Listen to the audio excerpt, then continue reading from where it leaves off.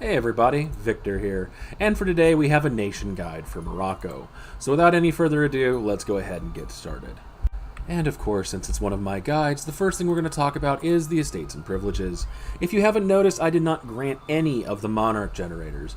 The reason why is if you go negative into crown land, your subjects got a lot more disloyal, and you have 3 subjects here that love to be disloyal. If you end up granting anything that gives crown land and then take enough casualties, they can flip disloyal. And if that happens even for a month, what ends up happening is either Portugal, Castile, Aragon, England, whoever decided to rival you, is going to support their independence, which means you won't be able to integrate them, and you'll have to fight whoever supported their independence just to integrate somebody that you have cores on. So you don't want to deal with that nonsense. So just do not grant any of those privileges for now, even though, yeah, your ruler is really bad. That being said, do grant both the promote dhimmi nobles and grant dhimmi liberties to the dhimmi, just because then their default loyalty level will be over 60%. The reason why is at this influence level, this will drop 5% off of your tech cost if they are over 60% loyalty at the time. And that will absolutely help keep you on par with Castile's tech, even though, yeah, this guy really sucks. So with that being said, grant everything else you feel like you want. Do not grant any of the privileges where you get a cheaper advisor but more stability cost, because you're going to have to buy stability too. And it's already going to be expensive enough considering the fact you have a 0 admin ruler. Now that's been said, with your ruler, go ahead and make him a general. Even if he's horrible, it doesn't matter. You don't need to use him. You just want him to shuffle off the mortal coil just a little bit faster. Now, as far as your military is concerned, if you ended up rolling a great guy in there, put him in charge. If not, go ahead and hire a normal general and put him in charge, and you're done with the military. That's all you effectively need to do with the army. As far as the navy is concerned, you're going to send them out in one giant group up here. The reason why is you're going to be raiding the coasts of everyone up here, and then you're going to swing to the east. Over here, you're more likely to actually be able to raid coasts, so just go this direction first. You might not get over here, but it's better not to lose these to your vassals over here. And with that, your navy's set up. Let's talk about diplomacy. At the start, your diplomacy is pretty straightforward. As far as your rivals, go ahead and rival back whoever rivaled you. As far as your allies, you're going to ally Tunis, because they will always ally you unless for whatever reason they end up rivaling you, though in my 40 times testing this, they never rivaled me. So you should be fine there. Then the Ottomans, you're going to improve relations with them. It's going to take a while for them to want to ally you, but might as well get started now. And then as far as your last diplomat, you're going to find somebody in Europe that is a rival of the Ottomans. In other words, the Ottomans have rivaled them. Austria is a good candidate for this, and you're going to scornfully insult them just to kind of help along the Ottomans wanting to ally you. Now you're going to simply wait until your diplomats come back, but in the meantime, I'm going to be raiding the coast because I want money. Now time to send this guy back over here to try and get it over here too. Now that I have my diplomats back, I'm going to start spying on Granada, and I'm going to wait until the 12th of December, because that's when I can actually do so, and declare on Tlemcen. They may get allies, but they're usually the small guys over here. They never really get anybody stronger than that. And you're going to be attacking them as soon as you practically can, and you're going to call Tunis in, promising them land. And yes, you'll actually be giving them land. The reason why you want to do this is because Granada almost always allies Tunis, and in the middle of this Tlemcen war, you're going to take out Granada yourself. So go ahead and declare on Tlemcen, call on Tunis, promise them land, and all you're really aiming to get are these 3 provinces, this one, and hopefully this one too, as it will allow you to expand in this direction as well. But with that being said, I'm going to go ahead and pause the recording because I need to actually fight this, though here's the thing. Do not, if at all possible, actually engage the Tlemcen army. The reason why is if you take significant casualties, these guys can become disloyal. So try and not actually fight their army. Instead, just try and siege them down because you won't take a whole lot of casualties then, and that should be perfectly fine for you. So I will see you guys in just a little bit. And welcome back, everybody. So as you can see, both wars are now done, and I was able to fortunately time them to happen pretty much at the exact same time. First, I'm going to peace out Granada here. I'm going to full annex them. I'm going to take all their money, and that's that. Well, now that's that. As far as Tlemcen is concerned, I'm going to do exactly what I told you guys. I'm going to take the provinces that I need, which are these three plus this one, and this one's going to Tafilalt because that's their core. And these other ones I'm handing over to Tunis. In fact, this one too, because I don't want to be dealing with the Algerian rebels anytime soon. So they can go ahead and have it. Take the rest of it as money, and nobody's really going to care. Now I'm going to simply pull back, and I'm going to chill for a little bit, because I have a lot of coring to do. Now you can, of course, go ahead and consolidate this here, and I would highly recommend it just to save yourself on coring costs, but it is up to you.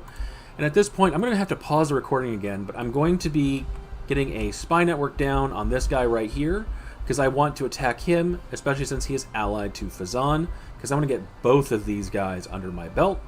But I'm going to have to wait because I can't vassalize any of them until these guys are integrated. So I'm going to go ahead and pause it because I have some time to wait for, and then I'll bring you guys back when it's time to talk a little bit more. See you guys then. And welcome back, everybody. As you can see, I have an event sitting in front of me, and what this event basically is, it has a mean time to happen of a decade, which means it can happen within a few months of starting the game, or decades later. And this event chain is required to be completed before you can complete this mission right here.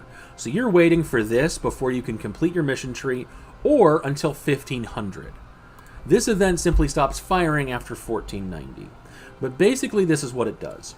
You have two options. You can either, one, lose one stability, just right off the top, and rebels will absolutely fire in 30 days. You cannot stop these rebels from firing. They will absolutely fire, you'll have to fight them, you'll have to defeat them. Or you click this button, which, as you notice, doesn't do anything. What it actually does is it will cause another event to happen with a mean time to happen of a few months, and you'll get to see what that is in just a second while I wait for it to actually pop up. So give me 1 second while I pause the recording as I'm waiting for this thing to pop up with that event. See you guys in just a second. And welcome back. So I had to look it up. I was wrong on how long the mean time to happen is for this follow-up event. It's actually 30 months, so it also can take like a decade to fire. Fortunately, this time it only took a couple of years. But this is basically what you have. You have an ultimatum. You either make rebels spawn, just like it would before, or you pay 2 stability and you have a random ruler replace yours. As you can see, sometimes this guy is absolutely worth it because you get to get rid of that really annoying guy from before. So that's exactly what I'm going to do. Because look, now I have a 644.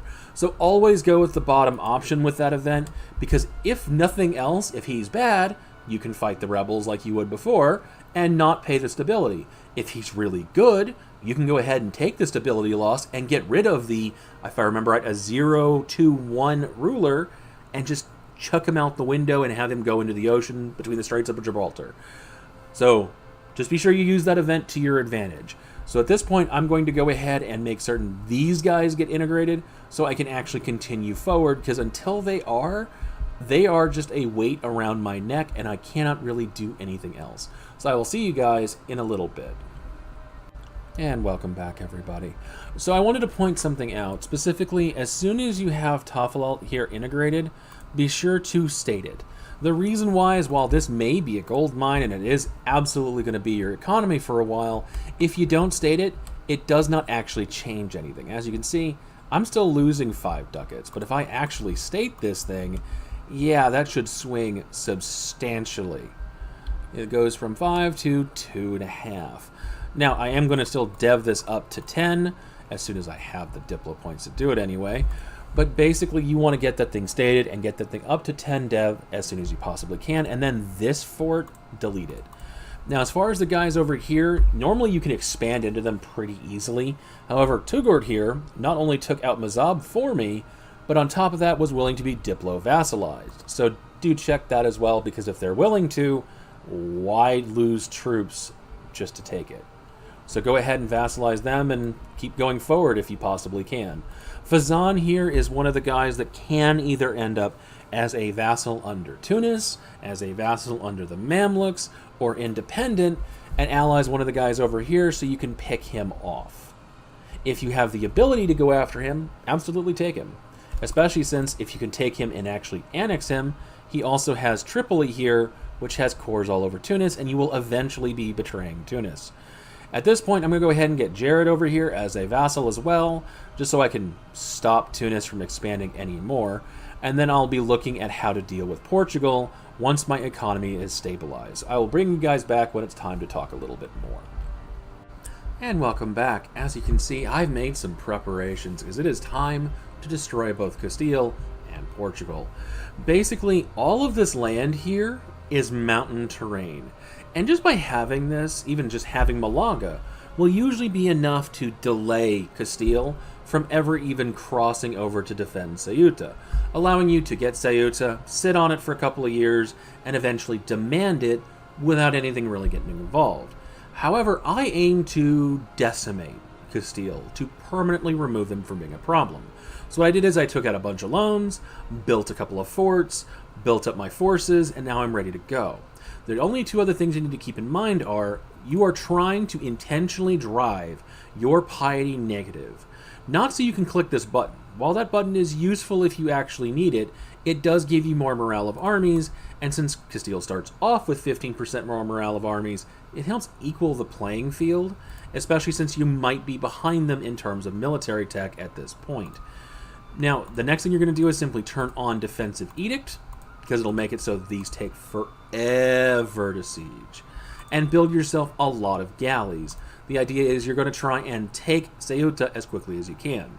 The last thing I did is I simply granted the local residence to Scholar, and I granted it in favor of this guy, the Jafari, the plus 10 shock damage.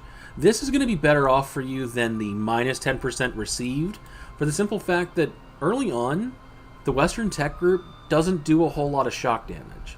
None of their pips really do much except for their cavalry, whereas yours are substantially stronger than theirs are, especially your cavalry. So you want to be doing as much damage as you can versus taking less. So go ahead and declare here, and I'm going to call in Tunis. This is why you keep them before now. After this fight, you can go ahead and betray them. But until then, keep them around just because you might be wanting to take out Portugal and Castile, and it'll be useful to have them and their navy on your side. So in this case, I'm going to go ahead, just walk up here and pretty much wipe out Portugal and blockade them and blast open the fort because I should have enough cannons on my ships to make this a very quick siege. So I'm going to go ahead and pause the recording because I need to get through this, but I will show you future tactics if it does come up in the guide, or sorry, in the war, and then if it doesn't, I'll explain what the general principles are once I can. See you guys in just a second. And welcome back, everybody. As you can see, 9 years later, and this war is pretty much done. Both of us have bled significantly. There is an easier way to do this where you'll cause about 4 to 1 casualties against them, but it really wasn't available since I built up the forts, but that was perfectly fine with me. Now, as you can see, they were able to get over here. The reason why is Tunis, because Tunis is Tunis, let themselves get naval invaded and then knocked out of the war. So they started walking through and sieging out my subjects while I was sieging out Castile. And this is what I'm taking. I'm taking these 2 provinces to get to the gold mine here, and then I'm also taking this one because then I can release Lyon. And I can take back all of his cores later on, and then there are 2 more guys up here that I'll eventually be releasing too. And a bunch of money to pay for my time, and, well, no coalition yet. Now that those guys are out, my subject is safe because it's just Portugal here who has nothing left, and neither does Castile. The other thing I was trying to hope for, or see if they would eventually do it, is since France is their rival, as well as Aragon, both of them have a habit of, in the middle of all that, once you've obliterated their armies, to declare on their own, France taking the north and Aragon taking a huge chunk out of Castile, making your game a lot easier because Castile is suddenly no longer a problem. And even if Aragon does fall under Castile later on in the Iberian Union, they'll break free. allowing you to jump on Aragon when they have no allies. So hopefully they'll go ahead and go after Castile there. I'm going to go ahead and fight just Portugal now, because now it's just me and them, because England already peaced out with a white peace, because they found it boring. I'm going to go ahead and core these two up and release Leon when I'm actually out of this war. So let's see, this one and this one. And I'll see you guys in just a little bit. And this is the end result. As you can see, Portugal kind of had a really bad day. I left their alliances intact just because I didn't feel like further standing on another fort to break them too. But I've eliminated a lot of their fighting capability, and now they're kind of on their own. In your game, I would highly recommend breaking these alliances so you can start picking people off, especially since you can just sit on Portugal for quite a while, allowing the truce with them to be unsynced with Castile. And Castile just got the Iberian Union, and yeah, I don't think it's going to last that long, because, well, there is mighty France that's looking at a very now weak Castile. So I'm going to go ahead and restart this game because I want to show you the other way of doing this, where you can take substantially less casualties but get substantially less land. So I will see you guys in just a second. And welcome back. So this is the basic setup for me to show you guys the alternative tactic. This is not in Iron Man mode, just for my own ease and time. However, this is what I did for the console commands. I integrated all my subjects. I integrated Tlemcen and Granada. I then added 2 tech levels to Morocco, Castile, Portugal, and England, the people that will actually be involved in the war. And then I devved up the gold mine, and then finally got myself some generals, though none of them are really good. And this one that's a 6-shot guy, I'm going to go ahead and delete because you guys probably aren't going to have him. And at this point, it's time for me to go ahead and declare. Now again, just going for Ceuta, and I'm not pushing further than that. I'm going to hire an admiral just so I have that. And you should probably have more galleys than this, but light ships will kind of work for this purpose.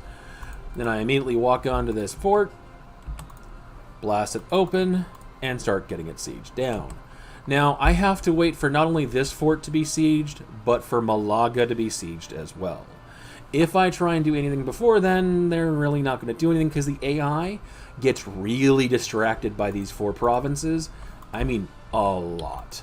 So I'm going to go ahead and turn on Defensive Edict just to make it take as long as possible so I can get Ceuta sieged down, and then I'll bring you guys back to show you guys what the actual strategy is. So I'll see you guys in just a second. And welcome back, everybody. As you can see, I have occupied Ceuta, and they're working on occupying all of the Granadan areas. Once they're done occupying Jabal Tariq, they are going to scatter. Why? Because they don't want to get all the attrition. And this is where you're going to get the AI to make some major mistakes. You're going to take your army here, and just to prove that I'm not doing anything shady, I have not changed the general, so I'm going to swap this guy out. My tech has remained the same. I have not changed my manpower. It is all exactly as it was before. You're going to take your guy here, you're going to scorch the earth and move him to Tangiers. Your reinforcement stack can sit here. The reason why is it takes less time to move from Tangiers to Ceuta than it is from this province to Ceuta instead. Once he's in Tangiers, you're then going to take your navy and put it in port. They're going to see this and realize, oh, wait a minute, I might be able to cross. You might have to move further away for them to do it. Once they decide that they can cross, move your troops back into position, and hopefully you'll be able to get there before they will. Looks like I'll get there 2 days before they will arrive. Once I have them actually arriving, let me lower the speed, because they're locked in, they can't back off, I then send my navy out. This does a couple of things. One, it stops all of these guys from reinforcing this fight, meaning this 14,000 Castilians, yeah, they're not getting any help and they're going to lose. But more importantly, by doing that, I have cut off any possibility of them having a way of retreating. So now, once they lose this fight, which they're gonna lose the fight, they're not able to retreat out of Ceuta back to Iberia, causing a full stack wipe. So suddenly, all 14,000 are gone. And then I just bring my ships back into port. And I keep doing this over and over again. If you are worried about whether or not these guys are now capable of taking on whatever the stack is here, just let them sit there for a second, don't move them off. And if by moving off your reinforcement stack they start to move, just put your reinforcement stack back on until you've recovered enough, and you should be fine. So I'm going to pause the recording real quick while I do this a couple of times to show you just how much manpower you can bleed out of Castile, because it's kind of funny seeing them strangle like that. So I'll see you guys in just a second. So I just wanted to show you this because this is pretty funny. Yeah, I think they made a mistake.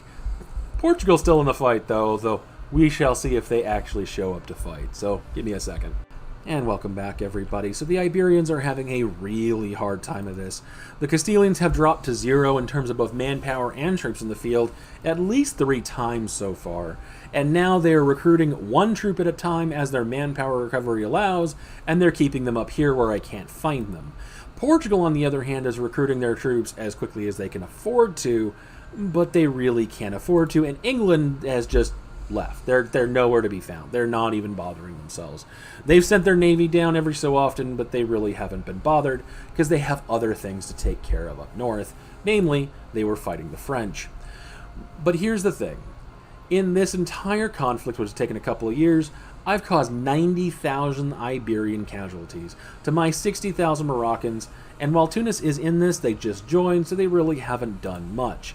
All because of this one province.